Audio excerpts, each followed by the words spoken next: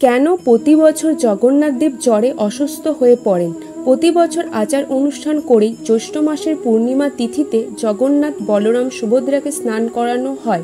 বলা হয় এই তিথিতেই জগন্নাথদেব আবির্ভূত হয়েছিলেন। জগন্নাথদেবের স্নানযাত্রার সময় 108 ঘোড়া জল ও 1.5 মণ দুধ দিয়ে প্রভু জগন্নাথ, বলরাম ও সুভদ্রাকে স্নান করানোর প্রথা চলে আসছে। এই স্নান সহস্রধারা স্নান নামে পরিচিত। এই স্নানযাত্রার পরের দিন থেকে 15 দিন পর্যন্ত অসুস্থ লীলা করেন জগন্নাথদেব। বলা হয় সহস্র স্নান করার পর জগন্নাথদেবের জ্বর আসে।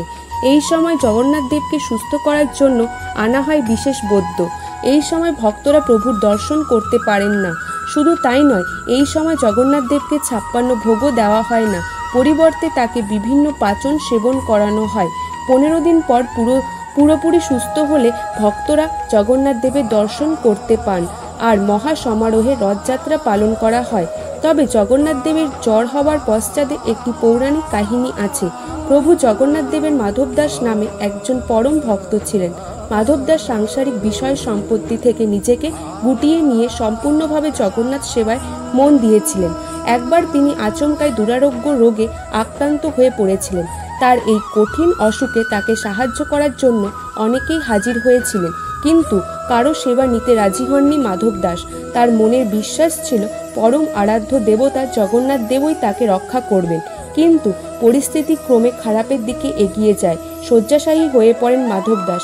সেই কঠিন পরিস্থিতিতেও তিনি জগন্নাথ দেবের প্রতি ভক্তিতে অবিচল ছিলেন। ভক্তের আকুতি ফেলতে পারেননি প্রভু জগন্নাথ। প্রচলিত কাহিনী রয়েছে, মাধবের সেবার জন্য এসেছিলেন স্বয়ং জগন্নাথ। শুধু সেবা নয়, ভক্তের মলমূত্র লেগে থাকা পোশাকও নিজেই পরিষ্কার করতেন। কিছুটা সুস্থ হওয়ার পর জগন্নাথ দেবের কাছে মাধব জানতে চাইল, প্রভু, কেন আমার সেবা করছেন আপনি? আপনি তো চাইলেই মুহূর্তেই সুস্থ করে দিতে পারতেন আমাকে। উত্তরে জগন্নাথদেব জানিয়েছেন, প্রতিটি মানুষকেই নিজের ভাগের কষ্ট ভোগ করতে হয়, এটাই নিয়ম। সুতরাং মাধবকে তার কষ্ট ভোগ করতেই হবে। জগন্নাথদেব মাধবকে বলেন, এখনও মাধবের 15 দিন অসুখ বাকি আছে। তবে মাধব যেন চিন্তা না করেন, তিনি স্বয়ং মাধবদাসের এই অসুখ নিয়ে নেবেন। মাধবদাসের বাকি এই 15 দিনের অসুখ জগন্নাথদেব নিজের শরীরে নিয়েছিলেন। ধীরে ধীরে সুস্থ হয়ে ওঠেন মাধবদাস। পরিণতিতে ভক্তের অসুখ নিজের শরীরে ধারণ করে অসুস্থ হয়ে পড়েন জগন্নাথদেব। তাই প্রতি বছর মাধবদাসের অসুখে ভোগেন ভগবান। এই সময় জগন্নাথকে কোনো ভোগ দেওয়া হয় না, কারণ তার মুখে কোনো রুচি থাকে না। তাই 56 ভোগের পরিবর্তে তাকে আয়ুর্বেদিক ঔষধ দেওয়া হয়।